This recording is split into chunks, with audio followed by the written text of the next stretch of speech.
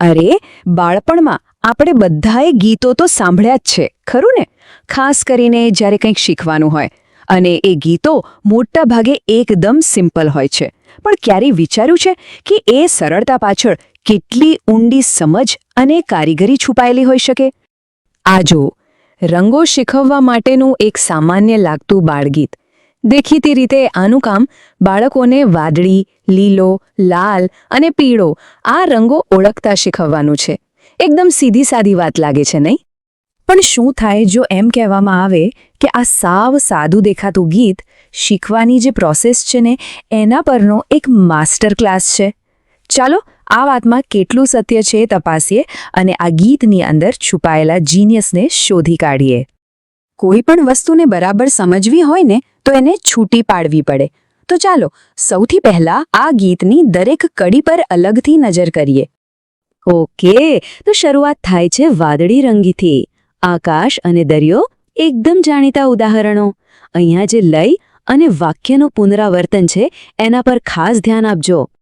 હવે વારો છે લીલા રંગનો. કંઈક જાણીતું લાગ્યું? ઘાસ અને પાંદડા. ફરીથી એ જ સંગીત, એ જ સ્ટ્રક્ચર. ધીમે ધીમે એક પેટર્ન બનતી દેખાય છે, નહીં? અને હવે આવ્યો લાલ રંગ. અહીં પણ એ જ લય અને છેલ્લે એ જ સવાલ. હવે તો પાક્કું થઈ ગયું કે આ પુનરાવર્તન માત્ર એમ જ નથી, એ આ ગીતની ડિઝાઇનનો એક મુખ્ય ભાગ છે. અને છેલ્લે પીળો રંગ.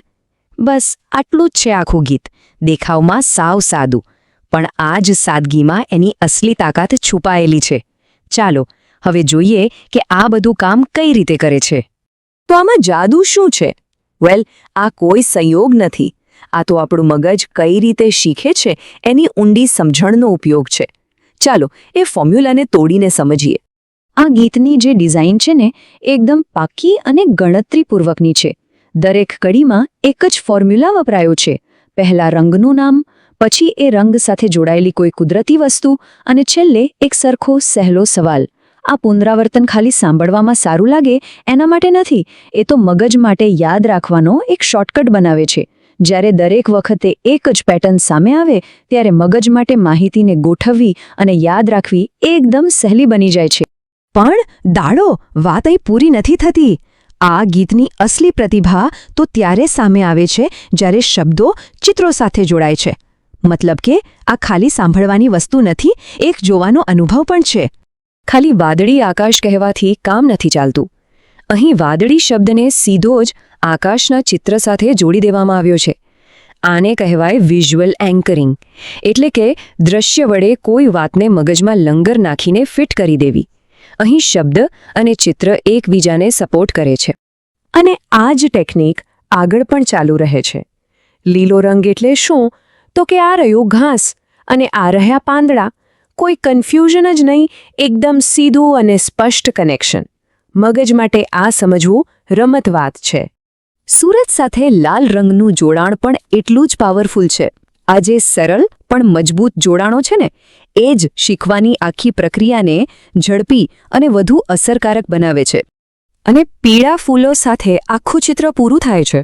દરેક રંગને જાણે કે પોતાનું એક વિઝ્યુઅલ ઘર મળી ગયું અને આ જ વસ્તુ એને મગજમાં કાયમ માટે સ્થાપિત કરી દે છે. તો આ બધા પરથી શું સમજાયું? આ કોઈ એમ જ બનાવેલું બાળગીત નથી. આ તો શીખવવા માટેની એકદમ પરફેક્ટ અને વિચારીને બનાવેલી રેસિપી છે. ચાલો આ બધા ટુકડાઓને જોડીએ. પહેલું, એમાં કાનને ગમે ઓ તાલ અને વારંવાર આવતી કડીઓ છે જે યાદ રાખવામાં મદદ કરે છે.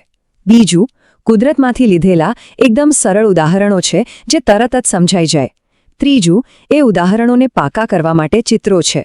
અને ચોથું, છેલ્લે એક નાનો સવાલ પૂછીને શીખનારને પણ આખી પ્રક્રિયામાં સામેલ કરી દેવામાં આવે છે. આ ચારેય વસ્તુઓ જ્યારે ભેગી થાય ત્યારે એક જબરદસ્ત, શક્તિશાળી શૈક્ષણિક સાધન તૈયાર થાય છે. આના પરથી એક મસ્ત વિચાર આવે છે કે દુનિયાની જે બેસ્ટ ડિઝાઇન હોય છે ને એ ઘણીવાર દેખાતી નથી. એ એટલી કુદરતી રીતે આપણી જિંદગીમાં વણાઈ જાય છે કે આપણે એની પાછળની બુદ્ધિ પર ક્યારેય ધ્યાન જ નથી આપતા.